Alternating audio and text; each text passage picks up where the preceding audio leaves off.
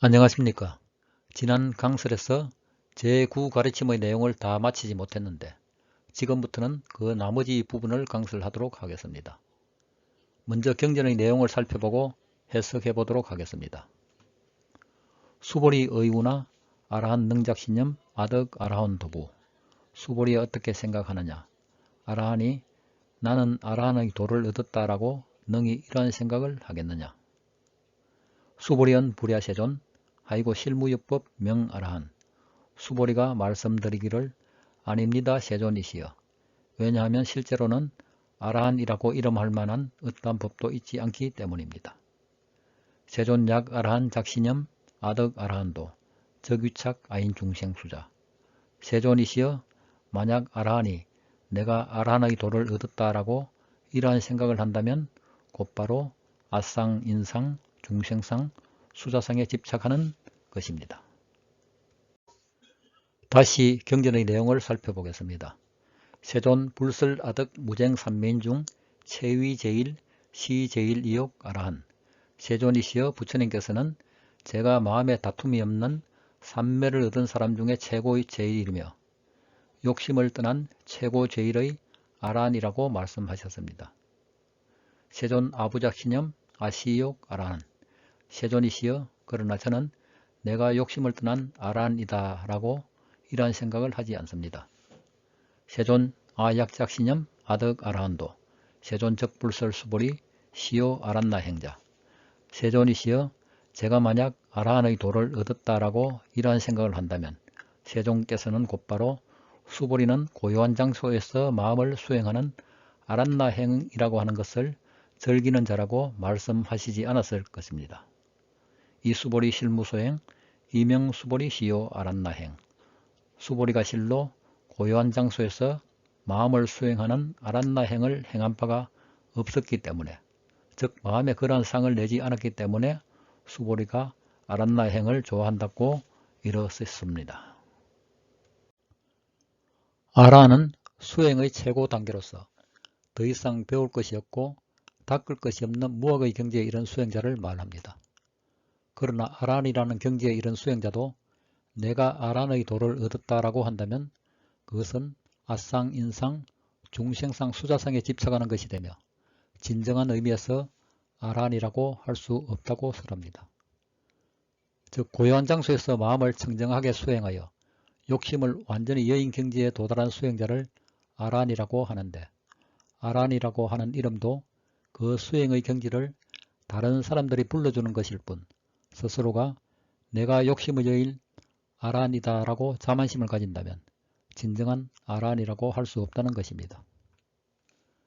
여기서 무쟁삼매, 즉 다툼이 없는 삼매라고 하는 것은 번뇌의 오염원이 없는 마음집중이라고 해석한다면 이해가 쉽고 수행에 도움이 되리라 생각합니다.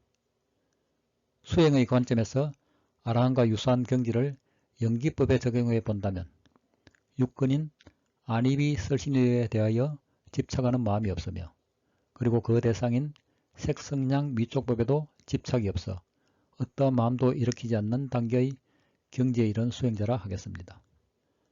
반야신경에 무안입이 설신의 무색성량 미촉법이라고 하는 가르침이 나오는데, 이러한 경지에 도달하여 육근과 육경의 그 어디에도 마음을 일으키지 않는 무심무경, 즉 마음도 없고 경계도 없는 정도의 수행 단계라 할 수 있겠습니다.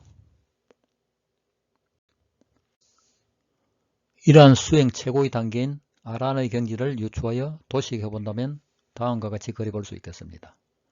아라한의 경지는 육근인 안입이 설신의에 대한 집착도 없고 색성량 미촉법의 육경에 대한 집착도 없음을 말합니다.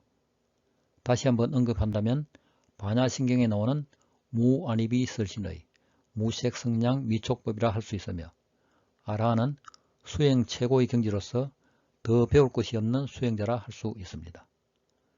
여기서 수다원, 사다함, 아나함, 아라한의 경지에 이른 수행자라 하더라도 자기 자신이 내가 어떤 경지에 이른 수행자이다 라고 자만하거나 스스로 들뜬 생각을 가지고 다른 사람을 업신여기는 마음으로 대한다면 그는 올바른 수행자라고 할 수 없다고 강조하는 가르침이라고 할 수 있겠습니다.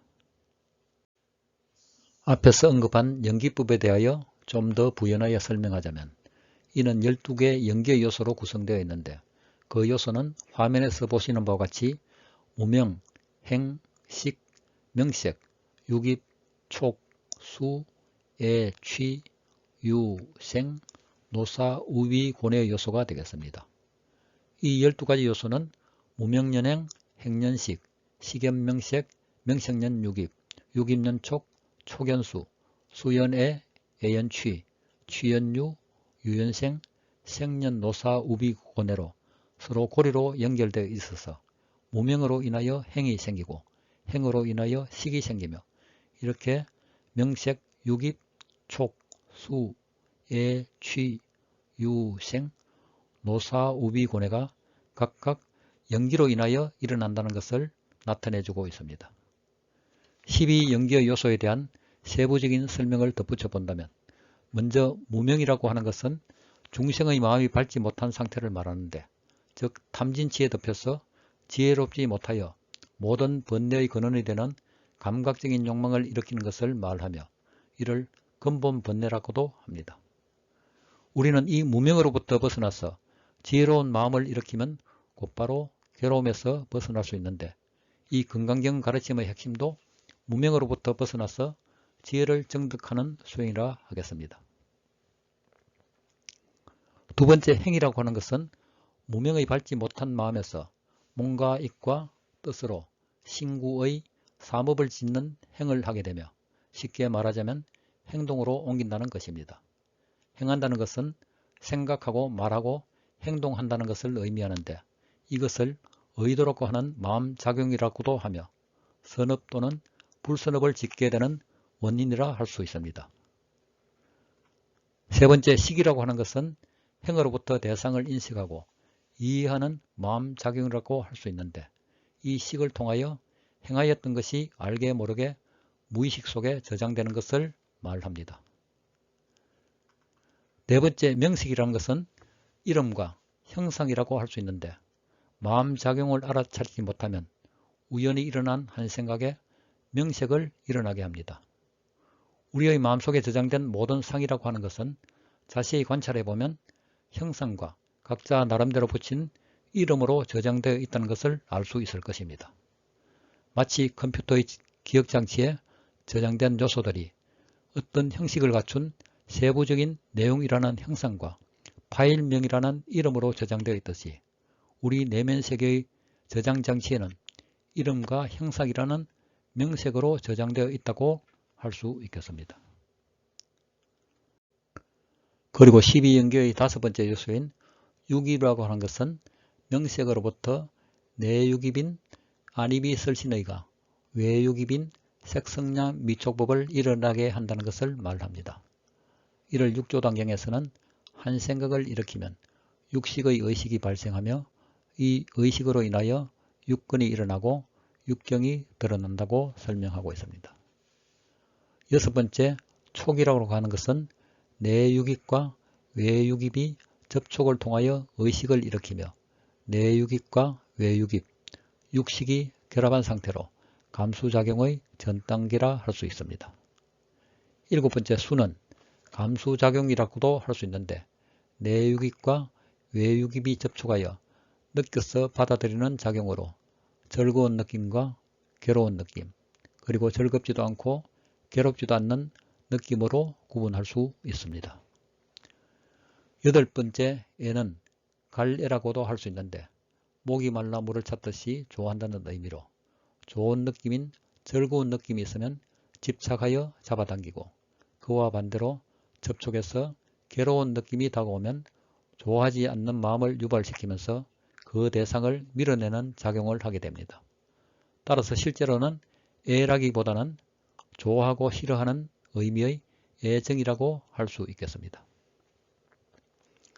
아홉 번째 치는 좋아하는 것을 취하다 또는 집착하다는 뜻이며 제4가르침에서 나오는 머무른다의 의미의 주와 유사한 의미로 다시 말해서 즐거운 느낌이 작용하면 즉시 그것에 집착하게 되며 괴로운 느낌이 다가오면 밀어냄으로써 그 밀어내는 것에 집착하게 됩니다. 따라서 취는 애보다 더 강한 의미라고 할 수 있겠습니다. 10번째 유는 존재한다는 뜻이며 존재라는 의미는 대상에 대하여 집착한 결과로 우리의 마음속에 상이 남아있는 것을 존재한다고 합니다. 우리의 마음속에 존재하고 있는 것이 무엇인가를 스스로 관찰하여 살펴본다면 색수상행식, 즉 오온의 무더기가 있다는 것을 알 수 있을 것입니다. 오온승고라는 말이 있는데 이는 오온이 치성하여 괴로움으로 된다는 것을 의미하는데 각자 마음에서 관찰하여 찾아보신다면 그 의미를 알 수 있을 것이라 생각합니다. 11번째 생은 중생들이 이 오온을 자아라고 착각하여 그것에 다시 집착하여 더 큰 오온의 덩어리를 만들어내며 이 오온이라고 하는 유로 인하여 생을 생겨나게 한다는 것입니다. 12번째 노사와 우비고뇌라고 하는 것은 늙고 죽으며 근심하고 슬퍼하며 괴로워하면서 번민하게 된다는 것인데 노사와 우비고뇌는 우리의 밟지 못한 생각으로 집착하여 생긴다는 것이라 할 수 있겠습니다. 우리는 괴로움이 다가오면 그 괴로움으로부터 벗어나려고 하지 않고 다시 그것에 집착하여 또 다른 윤회의 종자를 생성한다고 할 수 있겠습니다. 따라서 이제부터는 12연기법을 잘 이해하여 지난날 무명으로 인하여 생각과 몸과 말로서 지은 잘못된 인식들, 즉 탐내고 성내고 어리석음으로 행한 잘못이 있다면 마음속으로 하나하나 사유하면서 이에 대한 깊은 참여를 통하여 불선업을 떨쳐버리고 선업을 정장시키는 수행을 해야 할 것이라 생각합니다. 이렇게 수행을 해나간다면 수행의 결과로 인하여 얻을 수 있는 효과가 매우 클 것이라 생각합니다. 그리고 이 12연기법을 깊이 사유하고 이해하여 무명을 지혜로 바꾸고 육근의 대상인 육경에 대한 갈래와 집착을 완전히 끊어버린다면 모든 괴로움으로부터 벗어날 수 있으리라 생각하며 이러한 가르침의 내용을 잘 숙지하여 수행해 나가신다면 우리도 성인이라고 불리는 수다원, 사다함, 안함, 아란의 경지에 도달할 수 있으리라 생각해 봅니다. 이상으로 제9 가르침의 강서를 마치겠습니다. 지금까지 경청해 주셔서 감사합니다.